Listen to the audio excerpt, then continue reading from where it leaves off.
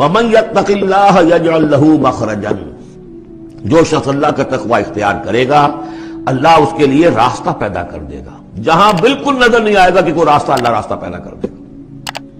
بالکل نظر نہیں آ رہا تھا موسیٰ کے ساتھیوں کو کہ اب کیسے بچیں گے، پیچھے لشکر آگے، آگے سمندر ہے، اللہ نے راستہ پیدا کیا۔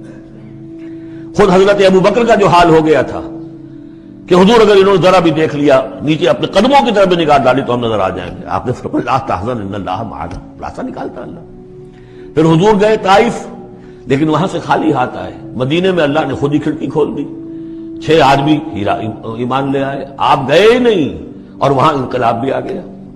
عظیم، اس اعتبار سے اللہ مخرج پیدا کرتا ہے۔ تم صحیح طریقے پر چلتے رہو، تقوی اختیار کرو، صحیح راستے پر جد و جہد کرو، یہ کام اللہ پر چھوڑو۔ کب اسے منظور ہے اس کا کامیاب ہونا؟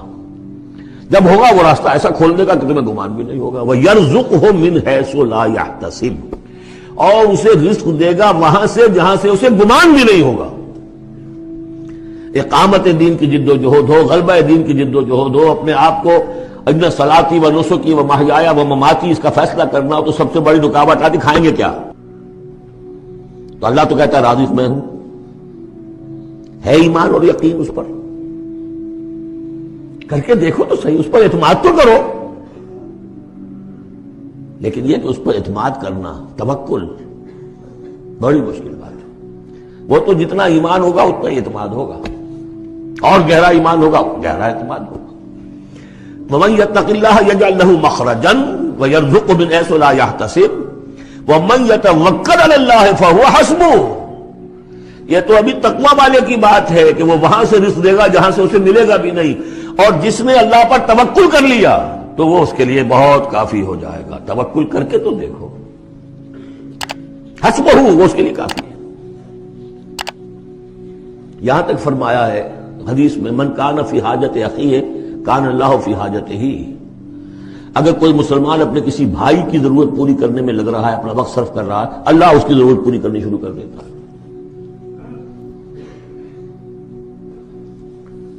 فکر ماں در کار ماں آزار ماں، کار ساز ماں بے فکر کار ماں، یہ فارسی شاعری کے اندر یہ دینی حقائق ہیں۔ کار ساز ماں بے فکر کار ماں، میرا کارساز میرے کاموں کی فکر کر رہا ہے، میں نے اپنے آپ کو اس کے کام کے لیے لگا دیا۔ وہ دنیا میں بھی ذرا سا بھی کوئی شریف انسان ہوگا، آپ اس کے ہو جائیں وہ آپ کو چھوڑ دے گا پھر کہیں؟ شرافت ہو، مروت ہو اس میں۔ آپ اللہ کے بن کر تو دیکھیے، پھر وہ کارساز ہے۔ کارساز ماں بے فکر کار ماں، فکر ماں در کار ماں آزار ماں، جب میں اپنے معاملات کی فکر خود کرتا ہوں، کوئی نہ کوئی ٹھوکر کھاتا ہوں، کوئی نہ کوئی غلطی کرتا ہوں، آزار اپنے سر کے اوپر پیدا کر لیتا ہوں۔ اپنے آپ کو حوالے کرو، اس کا نام ہے تفویض الامر الی اللہ، افوض امری الی اللہ ان اللہ بصیر بالعباد۔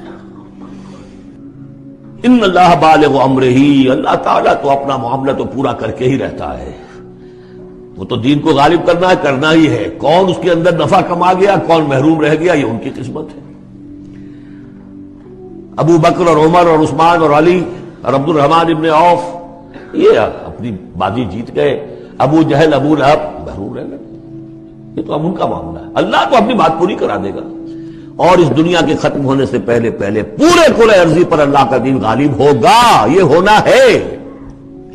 دیکھنا یہ ہے کہ تم اس بہتی گنگا میں کو ہاتھ دھونے کو تیار ہو یا نہیں، یا تم محرومین کی فہرست میں اپنے آپ کو لانا چاہتے ہو۔ بس اپنا تن من دھن لگا دو اس کے اندر، تمہاری ہڈیوں کا چورا ہو کر بھی اس نئی تعمیر کی بنیادوں میں اگر لگ جائے تو بہت بڑی کامیابی ہے۔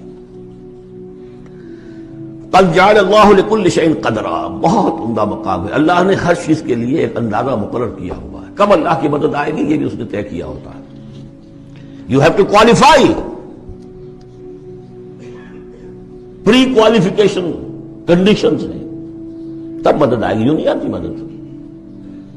اپنا سب کچھ لگا دو، پھر کہو کہ اللہ میری 15 برس کی کمائی کل میدان میں نے وجود ڈالی ہوئی ہے، 15 برس کی کمائی، دن کی اور رات کی کوششیں ہیں میری، صبح اور شام کی کوششیں ہیں میری، 15 برس وہ میدان میں نے لا کے ڈال دی ہے۔ تب پکارو اللہ کو۔ اپنا مال بچا کے رکھنا ہے، اپنی مستقبل کو بھی بچانا ہے، اپنی اولاد کو بھی بچانا ہے، اور اللہ کا دین غالب ہو جائے، کہیں نام لکھا کے کسی جماعت میں شامل ہو کر بڑا تیر مار دیا، گویا کہ اللہ تعالیٰ تو جانتا ہی نہیں کتنی کنٹریبیوشن ہے، کتنا اثار ہے، کتنی قربانی ہے، کتنا وقت ہے، کتنی محنت ہے، اللہ جانتا ہے۔ باقی اس نے ہر چیز کا ایک اندازہ مقرر کیا ہوا۔